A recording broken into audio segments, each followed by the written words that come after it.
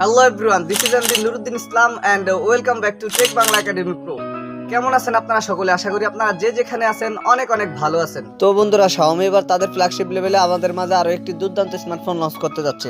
আর সেটি হচ্ছে Xiaomi K60 স্মার্টফোনটি। প্রথমত যদি ফোনটির হাইলাইটেড বিষয় নিয়ে কথা বলি, তাহলে এই ফোনটিতে ব্যবহার করা হয়েছে Qualcomm Snapdragon-এর লেটেস্ট এবং শক্তিশালী একটি গেমিং চিপসেট, 64 মেগাপিক্সেলের ক্যামেরা এবং সুবিশাল মাপের একটি ব্যাটারি। তো আজকের ভিডিওতে আপনাদেরকে জানাবো এই ফোনটির ফুল স্পেসিফিকেশন এন্ড সেই সাথে জানাবো ফোনটির প্রাইস এবং এর লঞ্চিং ডেট নিয়ে। আর ভিডিওটি কন্টিনিউ করলে আপনারা আরো জানতে পারবেন বাজেট রেঞ্জে ফোনটি কি আমাদের জন্য ভ্যালু ফর মানি প্রোভাইড করছে নাকি এই বাজেটে মার্কেটে আর কোনো সেরা স্মার্টফোন বর্তমানে আছে।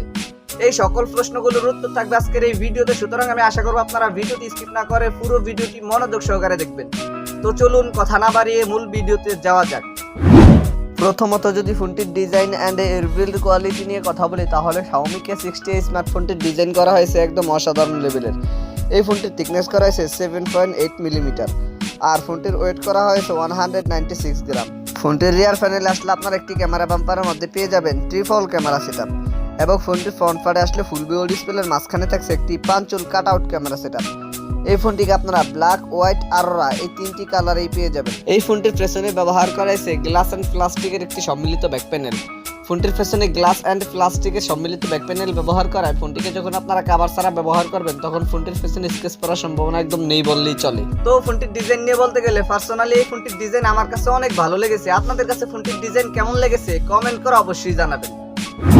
দেন সেকেন্ডারি যদি ফোনটির ডিসপ্লে নিয়ে কথা বলি, তাহলে এই ফোনটিতে ব্যবহার করেছে 6.67 ইঞ্চির একটি অ্যামোলেড প্যানেলের ডিসপ্লে, যাতে থাকছে ফুল এইচডি প্লাস রেজুলেশন এবং এই ডিসপ্লেটিতে ব্যবহার করা হয়েছে 120 হার্জ হায়ার রিফ্রেশ রেট। ফোনটির ডিসপ্লেতে 120 হার্জ হায়ার রিফ্রেশ রেট ব্যবহার করায় গেমিং এর সময় ফোনটির ডিসপ্লে থেকে আপনারা স্মুথ একটি পারফরমেন্স পেয়ে যাবেন। এবং এই ডিসপ্লেটিতে ব্যবহার করা হয়েছে 1300 নিটসের পিক ব্রাইটনেস। ফোনটির ডিসপ্লেতে 1300 নিটসের পিক ব্রাইটনেস ব্যবহার করায় ফোনটিকে আপনারা লো লাইট এবং সানলাইটে ইজিলি ব্যবহার করতে পারবেন। বিশেষ করে ফোনটিকে আপনারা লো লাইটের পাশাপাশি সানলাইটে ব্যবহার করার সময় ফোনটির ডিসপ্লে থেকে কোনো ধরনের আলো ঘাটতি ফেস করতে হবে না।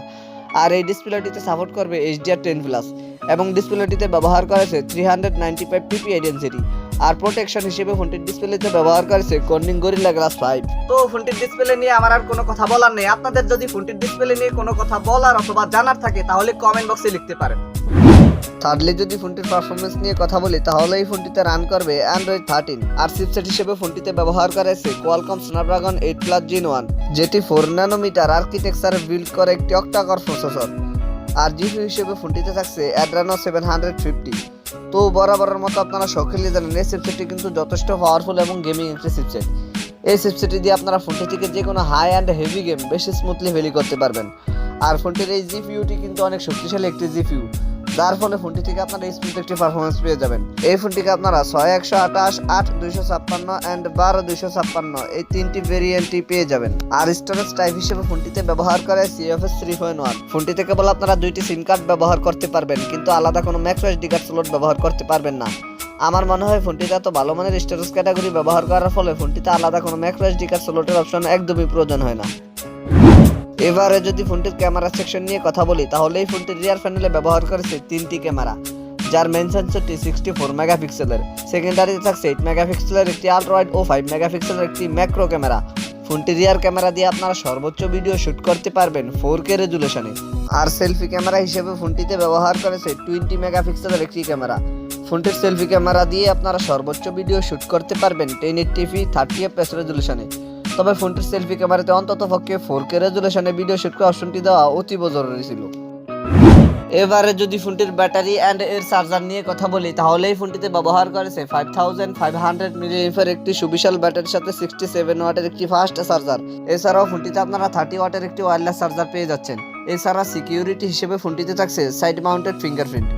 আর ফিচার হিসেবে ফোনটিতে থাকছে Bluetooth 5.3, USB Type-C port 2.0, wifi 100/11 NFC সহকারে থাকছে GPS। ফোনটির প্রাইস এন্ড এর লঞ্চিং ডেট নিয়ে কথা বলতে গেলে এই ফোনটির প্রাইস হতে পারে ইন্ডিয়াতে প্রায় 50,000 রুপির মতো, আর বাংলাদেশি বাজারে এই ফোনটির প্রাইস হতে পারে প্রায় 60,000 টাকার উপরে। তো এই ছিল আমাদের আজকের ভিডিও। আশা করি আপনাদেরকে এই ফোনটি সম্পর্কে মোটামুটি একটি ভালো ধারণা দিতে পেরেছি। এরপরে যদি আপনাদের কোনো সমস্যা থেকে থাকে তাহলে কমেন্ট বক্সে জানাতে পারেন, আমি চেষ্টা করবো আপনাদের কমেন্টে রিপ্লাই দেওয়ার জন্য। আর যদি মনে হয় ভিডিওটি থেকে একটু উপকৃত হয়েছেন তাহলে ভিডিওটিতে একটি লাইক দিয়ে দিবেন, ভিডিওটি বন্ধুদের মাঝে শেয়ার করে দিবেন।